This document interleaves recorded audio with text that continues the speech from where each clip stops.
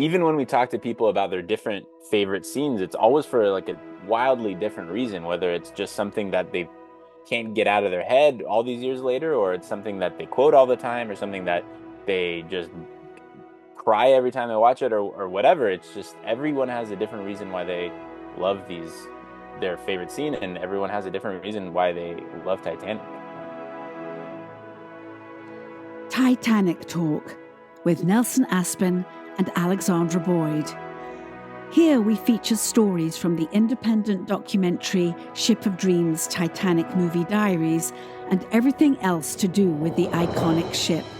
From James Cameron's epic, groundbreaking movie to the history and legacy of Titanic herself. Actors, historians, authors, descendants, and fans come here to talk about Titanic. This is your first-class ticket to everything aboard the Ship of Dreams. I'm Nelson Aspin, and it's time for Titanic Talk. And as you know, Titanic Talk is the companion, I'm so excited, a companion podcast to Alexandra Boyd's documentary, Ship of Dreams, Titanic Movie Diaries. So our guests today are not only in the documentary, but they are uniquely qualified to talk about James Cameron's 1997 epic Titanic film. So Alexandra, will you do the honors to introduce your co-stars from the documentary? Our co-stars. Yes, our co-stars, because we're all in it. Yes, it's Brittany Butler and Ethan Brehm, who I found by way of their amazing podcast, which is going literally, does what it says on the tin. It goes through Titanic scene by scene. Brittany and Ethan, I'm going to say hello and welcome so we can get straight into talking about your process. Welcome to Titanic Talk.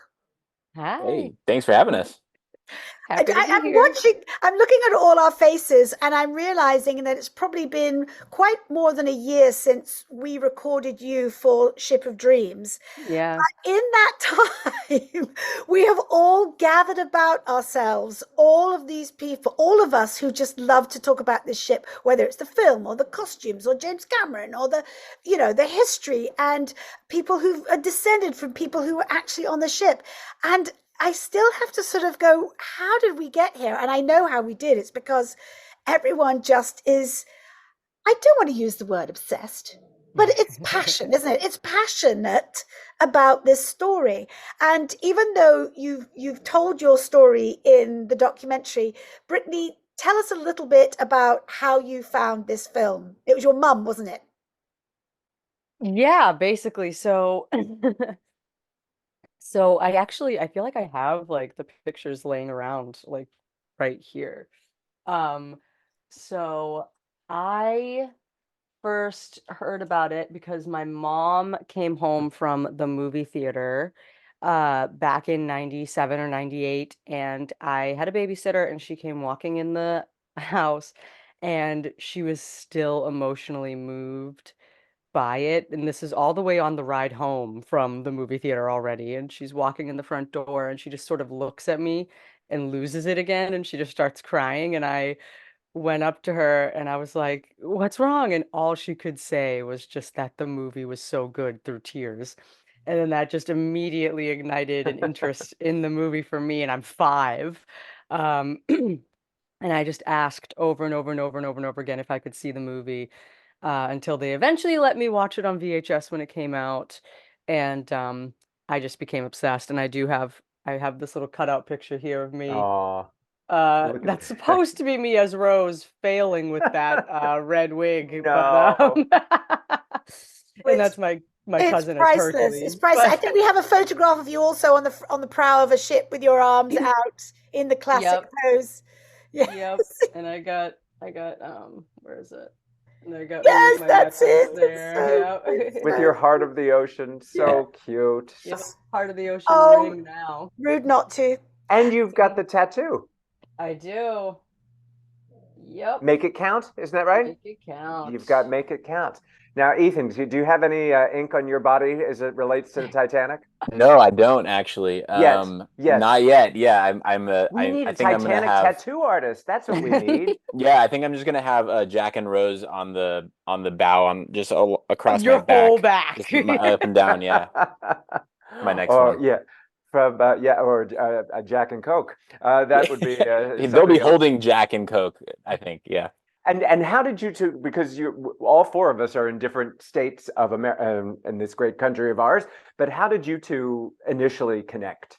So I have a blog that I've been running for like a decade now, and I initially reviewed every episode of my favorite TV show, and it was one Which of is Brittany's, Even Stevens, old Disney Channel show, and it was one of Brittany's favorite shows, and she left a comment on my article, basically just we went back and forth, corresponded about the show, and one of us said, "Hey, we should do a podcast about this," and then a couple years later maybe she hit me up and was like, let's do it, and we did it, and it's and then that led to this, and she was like, let's do, I have another idea for something else we can do. I want to talk about my favorite movie, because we became friends in the process, and just talked about other stuff besides the TV show, and movies, and her favorite movies, my favorite movies, and just other ideas we had. People liked our chemistry and liked our banter, and we just wanted to keep it going. So that was the next logical step, was to talk about something else that we loved. when you find a Obviously, good partner in yeah, conversation, as Alexandra and I have been talking for 40 years together almost. But when you find that other person to talk to and with, it's magic. It's magic, and yeah. it certainly shows in your podcast. How many episodes have you done? And tell us about the success of Scene by Scene. It's gonna end up being exactly 40 scenes total. I've mapped it out, I think. So I kind of Yeah. like that nice even number. But episodes in general, probably maybe like 45-ish, because we did a couple special episodes and Mhm. our intro and stuff like that. So not as much as some people might think, but Considering how many years we when we started was the beginning of 2019, I yes. believe, and Well, so April around April, Titanic yeah. time. So it's almost been what, 5 years now. So We took a 2-year break. the We took a 2 yearly year break. average is not great, but because we Yeah. took a break, yeah. But I'd like to take a bit of credit for maybe booting you back into action because we'd found out about you through our Titaniacs. And like, you've got to speak to Brittany because she has a podcast and she's going scene by scene by scene by scene. And I kind of called you up and said, "Will you be in my film?" And I don't know if that was like a reigniting of you going, "We need to get back in the saddle." Well, like I think I've talked to you off record about this, Alexandra, how it was like a perfect storm because Titanic was getting re-released for the 25th anniversary around the same time, and it was just pulling me back into it because I had taken a break because there was like a lot of just personal tragedy in my life over those 2 years that we went away. So I was just kind of taking time away from everything, and then like I hadn't watched or thought about Titanic in like those whole 2 years. I was just kind of taking a step back, and um yeah, you reached out, and then it was coming back in theaters, and it was just like, oh boy, like here we go, like I can feel it, like I'm coming back. It feels good because for a while it just felt like I couldn't really enjoy the things that I Wow. loved. It was a weird time to process I think a lot of people would identify with many things in their lives that, it's time to take a break. But when you come back, it's this you see things from a whole new perspective. And that's why I take so long making my movies, especially my first one. But you come when you have to take time, you also find things that maybe you wouldn't, and with the tone and the style of your podcast, I would like to say that I listen to it while I'm cooking because I like Mhm. listening to podcasts, and I just, oh, there's a new one, there's a new one. And what I absolutely love about the depth and the breadth of your research, it's like listening to a mini PhD of each scene because you don't just go to James Cameron's commentary and you go to the script. Let me refer to the script here. I think if you transcribed every episode and then signed up for a PhD program, they'd be like, come back in 2 years. You're like, oh no, I've done it already. I've got it right here because nobody can argue nobody can argue with what clearly comes from your passion and goes into the minute detail. You find the actors in every part of the frame, which of course is wonderful for us because we're those actors. But talk a little bit about that. How when you started, you were like, we're just going to kind of step through the film. But come on, you go really deep into each moment. Well, I think first of all, like it's just one of those movies where there's just so much. And I think we had talked about it as of recently, like when we came back from our break, I feel like we just got a little better at it, kind of. Just because taking that time away, I don't know, I feel like we kind of like, or at least maybe I don't know, sort of just like grew up a little bit with my process, I guess. But I was always a big heavy note taker with the podcast. I have um, a whole, what's it called? I got it right Oh here. yeah, she writes a lot of My notes, whole notebook, color like coordinated. indexed, color coordinated. I have That's your everything. PhD. That's your dissertation, love. Yeah, It's a everything's dissertation. handwritten and color coded and highlighted, and so Well, and you're a teacher, so that fits right in with yeah, your personality, right? yeah, I guess. A teacher and a very talented musician. And Ethan, you're a film critic. So this Yes. is like this perfect balance of, I mean, I'm not to say that you aren't quite as passionate about the film itself as Brittany, that kind of comes across, but you're like Doctor Who's assistant, where, he's always explaining stuff and you ask a question and it takes you to the next bit. So you delve a little bit further in. So you're not quite as dyed in the wool. Where's your place But in both Titanic? scholarly. Yeah, yeah. I like to think of us as like sports commentators. Like I'm the color commentator and she's the play-by-play maybe and a little crossover. But no, what was sorry, what was the what was the question? Oh, sorry. Yeah, my waffling. It's that you don't just come to Titanic as a singular uh moment in film history because you are a film critic. So you're kind of also you bring in like film history and comparing it to other moments or other James Cameron films, which again broadens the scope of the podcast and what you're talking about. Yeah, and I've always been drawn to films that are unique. And what movie is more unique than Titanic? Really, like if you look at it, film history across from since the beginning.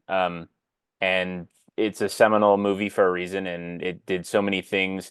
It borrows, obviously every movie borrows from its predecessors, like they should, um, because we learned from our forefathers. Yet it takes the chances that it takes because it has a brilliant person at the helm of it, and that's James Cameron. And I think anyone who loves movies you can't deny that Titanic is a great film and it's one of the greatest ever because that would be denying just artistry and what makes movies so magical and transcends film to culture and to just passion and enthusiasm and bringing people together, and it's perfect. Yeah.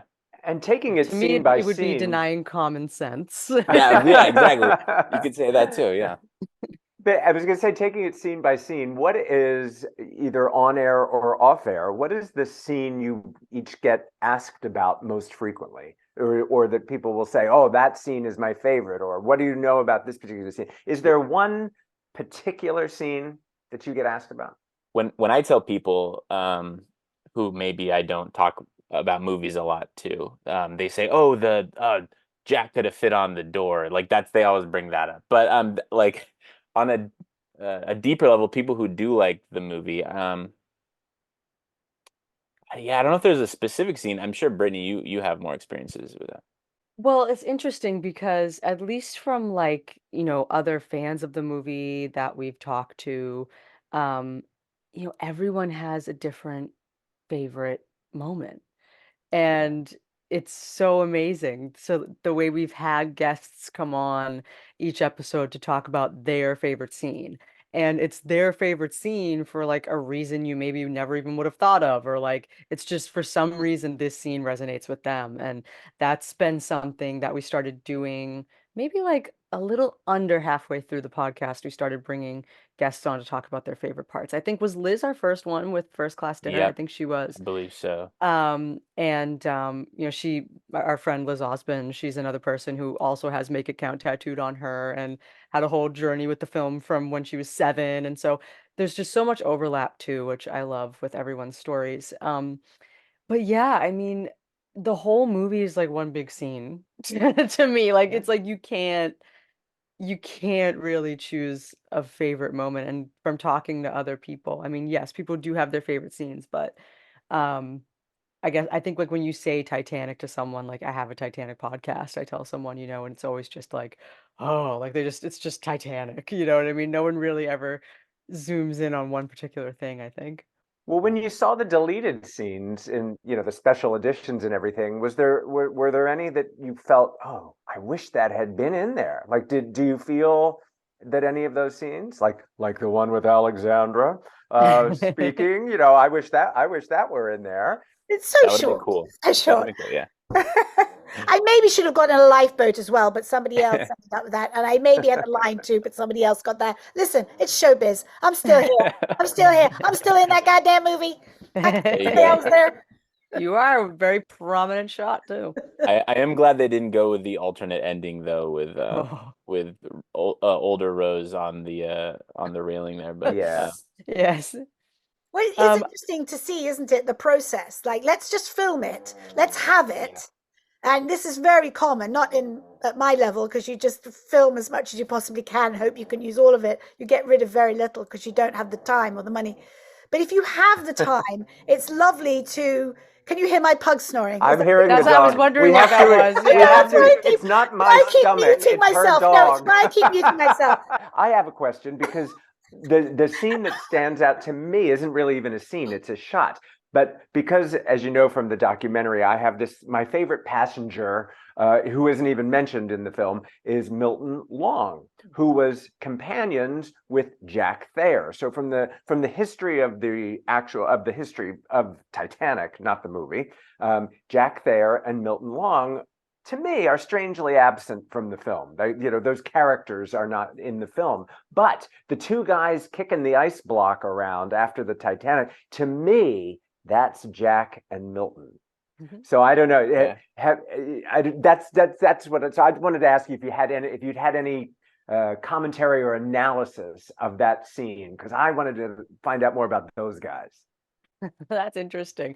I think I taught Ethan this word like headcanon or whatever, where it's like you like when something's canonical to like a movie, Hmm. like meaning like it's, Ah, this is accurate. But when it's not and you're just sort of like making it up, that's your headcanon. So Yeah. you headcanon that those two guys are yeah, Milton but and Jack. I seem to recall that I think from Night to Remember or one of the Titanic books, um, of historical accounts, that people were kicking the ice around. They Yeah. underestimated the gravity of the situation and that was an actual historic thing. But yes, I Yep. like to pretend it's Jack and Milton. And I it's love cinema. I mean, it's great for the movie too. I mean, it shows because you know what's going to happen, and you're seeing these people do this, and it's like you have no idea what's in store for you just in a few minutes. But yeah, I mean, I think it would be a good. It would have been a great choice if it were fiction. You know? Yep, yep, Yeah. yep, yep. For me, How, it's how, not a scene, it's the moment the iceberg hits, because then immediately the score changes into high gear. It's like boom, boom, like the thriller level of the music and the sound. And now we're going down because the end. That to me is the most thrilling part of the last part of the film. Yes, we've discussed many times that all of the beauty and the costumes and everything is all the setup. You get to see the ship in its glory through Jack and Rose, walking through it, even through the boiler room. But once the iceberg hits, for me, I am if I'm watching the television and I don't leave the television if it hits at that point, if I'm at that point, because I now have to watch it go all the way through to the end. Yeah. It's pretty amazing. So just yesterday, Sunday night, um, me and my coworker slash friend, she had never seen Titanic before. Oh, that's right. I forgot. And so I found out about this, and clearly I'm like, I have to try to give the gift of Titanic to someone right now who has never seen it. And of course, she has to see it on the big screen for her first time if she can. And so my one of my local theaters here that I've seen Titanic at before in 35 millimeter, it was really a really special thing 5 years ago. They're doing it again on the 27th of this month, and I invited my coworker, but she had or has a um, prior commitment that's mandatory at the same day, same time. And I was crushed because I was like, when is she going to get another chance to see it on the big screen? But then suddenly, Valentine's ra Day. yeah, random showtimes started popping up this Wow. year. And there was one in Connecticut, which was 2.5 hours away from us in Boston.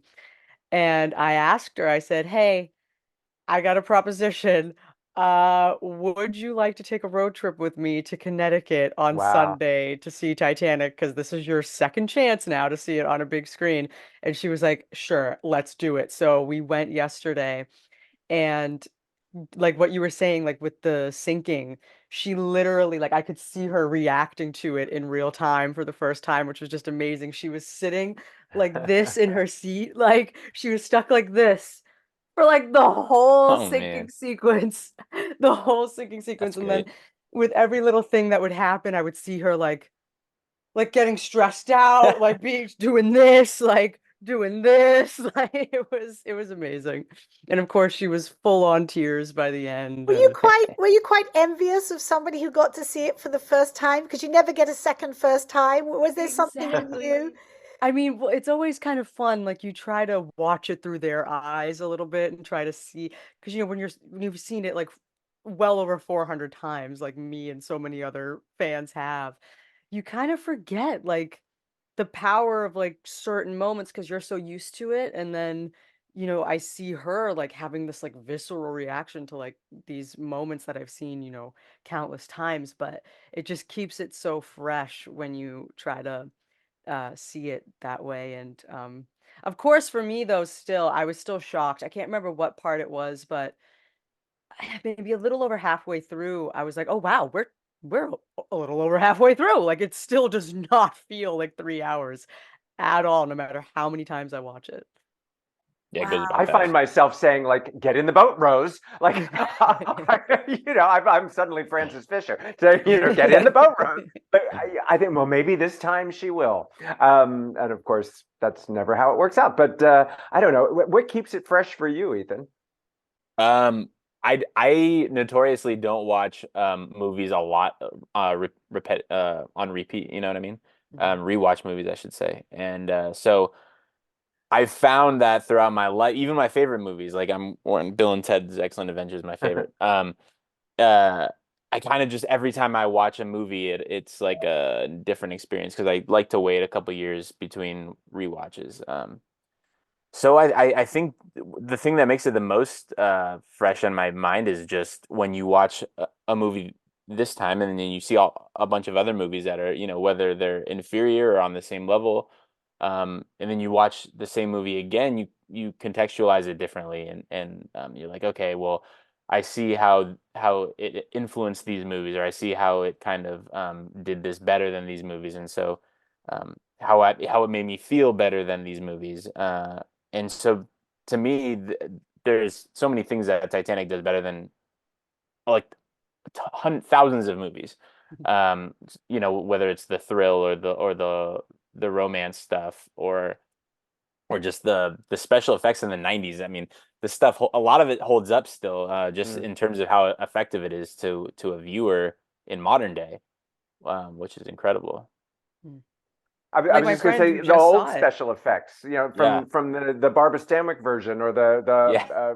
the old British version. The special effects are second. It's more Mhm. the story is so compelling that they'll last forever. And the very nature of the Titanic itself as a ship, like it really happened, obviously, and I've talked about the museum ad nauseum, but you go to the museum and even though it happened over 100 years ago, you feel this connection to this real life event, and to watch it unfold on screen. There's not a lot of true stories that play out on screen, and you feel like you're there, or you feel like you're a fly on the wall, or even part of the disaster. I've heard you talk on the podcast about some of the deleted scenes that were actually too tragic, like the Yeah. death of Cora, the little girl, and you go into, well, we could have really twisted the knife here or really dragged you down, but you can see there was even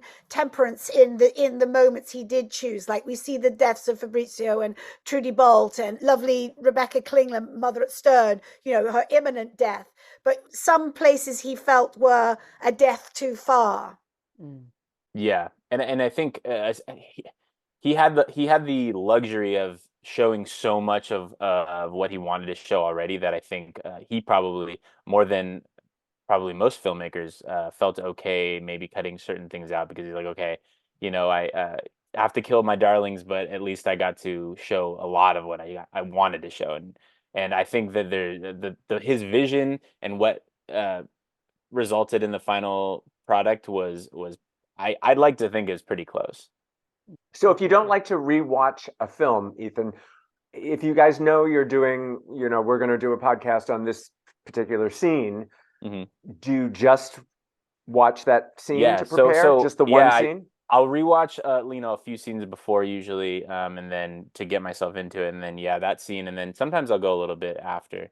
But I like to keep it like really fresh, and I'll usually do it like the night before the day of, just to kind of like keep it in my brain. I watch a lot of stuff, so I don't want to have anything between when I watch it and when we're talking about it, in the middle there. So Same. I just watched the one scene as well. yeah. Yeah. I have seen Titanic all the way through, a few times, but yeah. And in terms of, I'm interested because not only you being Titanic aficionados, but professionally as a critic of the other Titanic films. Do any of, even like Raise the Titanic, or do any of them speak to you at all? I've never seen I've only seen documentaries. I've never watched any of the older movies. What was the one from the 50s? A Night to The Remember. Night to Titanic with Remember. Barbara Stanwyck, Yeah, yeah. boom, Oh, and those. Night to Remember. Yeah, I think yeah. Ethan, I think you'd really like A Night to Remember. It really is an extraordinary film. It's almost Yeah. shot by shot what the book is. So it starts almost from it's striking the iceberg, but it's quite an amazing feat for its age and for Yeah, no exactly. special effects. I definitely want to watch both of those. Especially, I mean, the Barbara Stanwyck one too. I just watched Babyface, and I was like, man, I gotta watch the Titanic one. Babyface is great. But yeah, And Cameron really does honor Night to Remember with so many shots. I mean, that's what I've heard. once you see Night to Remember, you'll be going, that's where he got it. Yeah, Yep. yeah. I should have primed myself before, but it's too late now, I suppose. It's never too late. It's never too late. It's like it's you can. Titanic is an old friend. Like Brittany, you were saying about when you're taking a break, Titanic will always be there for you. Yeah. Take as much Yes. time as you need. Titanic will be here when you get back. It's really magic. Yeah. It Yeah. was, and Yeah. it was, I mean, I'll never forget the first viewing back after that 2-year break was in IMAX, and I was like just one of like 4 people at an advanced like little IMAX screening at like 12 noon on a Thursday, and it was almost just like a private IMAX screening for me for my first like you know jump back into Titanic, and 5 minutes in I was already hyperventilating. I was like, "Oh gosh." I was like, "Here we go." Can I ask you what experience you had when you saw Ship of Dreams, not yourselves not being in it, notwithstanding, just to see that there are all these people who see the film from all these different perspectives. That's what still sort of excites me about this subject. And even when we talk to people about their different favorite scenes, it's always for like a wildly different reason, whether it's just something that they can't get out of their head all these years later, or it's something that they quote all the time, or something that they just cry every time they watch it, or whatever. It's just everyone has a different reason why they love their favorite scene, and everyone has a different reason why they love Titanic. Which I is You think mentioned the Disney show. Do you have any other entertainment outlets, whether it's TV or film, that you're never going to compare to Titanic, but that you're similarly obsessed with, either one of you? um T-shirt aside.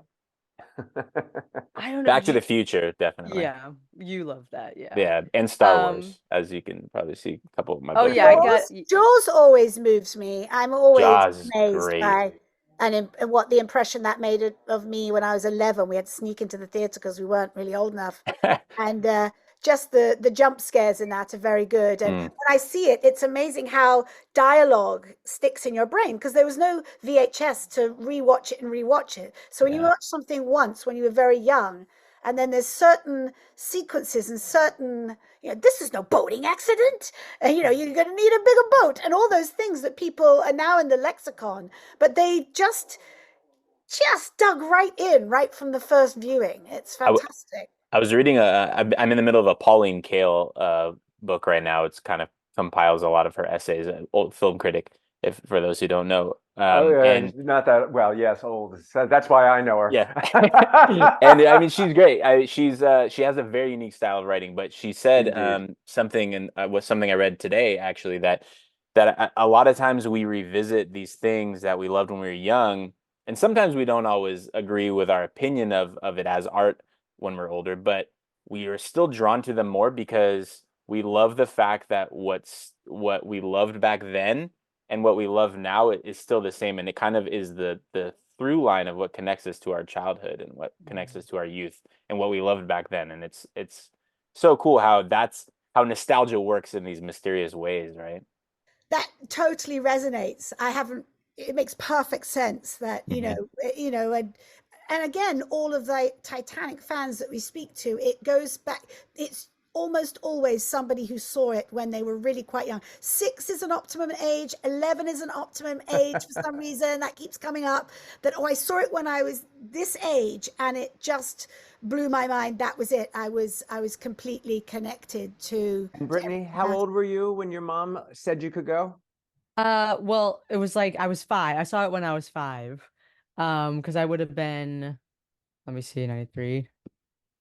Yeah, so I was 4 in 97, so I saw it by the time it was on VHS in 98. I must have Did so. her love for the film continue? Oh yeah, she still loves it. I mean, obviously no one in my family loves it like me, but um but yeah, so but there were so many things I was thinking, like Alexandra, you asked how, it felt to see all the other people in Ship of Dreams. I'm talking about it. And that's honestly one of my favorite things about Titanic fandom, or like fandom for anything, is fan reaction and fan feedback and fan stories. Because it kind of, number one, it sort of just makes you feel like you're not alone, and there was like this special thing that connects so many people around the world. Um, and yeah, especially for Titanic, it makes me so emotional to hear from other people. And I was just rewatching, just as like an example of how, the documentary made me feel as well. But like just the other day, I was rewatching Reflections on Titanic, which was the little retrospective documentary that came out in 2012 on the Blu-ray. And for the end credits, they showed like interviews with people who were seeing the 2012 3D re-release, like as they came out of the theater. And um, I was like, that was almost making me more emotional than Hmm. anything else. Like just seeing the wide range of people. It was like people of all walks of life, like coming out of the theater and being like, that movie means the world to me. Like it is such a beautiful movie. And then there was like a little girl, like probably 5 or 6, who she was like, I love the flying or whatever, right? And like her dad picks her up and she recreates it. And I'm like, I get misty-eyed like every time I see that. And then like just other people talking about how, they've never seen it before. This was their first time. They can't believe it. Like, oh my God, it's amazing. And um, yeah, it's just that just makes me so emotional to know that it's like, yeah, this is a really special thing. This isn't like you get so wrapped up in what it means in your own life that when you can take a step back and realize how much this means to so many other people as well, it's just like a very like overwhelming, very special experience. That was definitely the discovery for me going through making the documentary. I wanted to document the diaries people had written, That was important. I wanted to try and dig into the fans. Why? What is it about this film? And it just is. It just is Titanic. And I don't think it's important anymore I don't think it's important to make it a thing. It just is Titanic. It's the film, it's the history, it's the memory. It's, it's a little bit how people revere the memory of the people who fell in the First and Second World Wars. It's at that level of tragedy that keeps drawing us in to movies about those two wars or about the sinking of this ship. And it's just a phenomenon that's just there. Can you imagine any of the passengers who either perished or survived, but that all these years later, it would be a cultural phenomenon? Just their story would be a cultural phenomenon. And as we wrap this up, I'm so grateful to you guys for your analysis and your passion and your ability to share it with us through Titanic scene by scene. So I do encourage everyone to check it out, and we're so excited. I mean, Alexandra got you first for the documentary, but now we're all connected in this beautiful Titanic family that keeps expanding. So as you were talking, Nelson, I was just imagining James Cameron somewhere in the corner in his office listening to Titanic scene by scene every time an episode comes out. Go, oh, I hope so. Oh my gosh. That's what I dream about. That's a good point. Jam Cam, as we call him. Jam Cam. I'm gonna go kick some mics. Calling me this nickname. If you've enjoyed this podcast, please leave a review. And if you'd like to hear more podcasts like this, hit the subscribe button. For information on where you can see Ship of Dreams, Titanic Movie Diaries, go to shipofdreamsfilm.com. Titanic Talk is a production of Ship of Dreams Film Limited. To celebrate Season 2 of Titanic Talk, we've launched a line of Titanic Talk merch. A cap, a mug, a tote, a t-shirt or a hoodie. You'll be sure to find a unique gift for the Titaniac in your life. Look for the link in the notes and on Instagram, or go to bit.ly/Titanic Talk Shop. And Nelson has a new book out. Dancing Between the Raindrops is a steamy page-turner full of all the tales Nelson can still remember from New York City in the 1980s.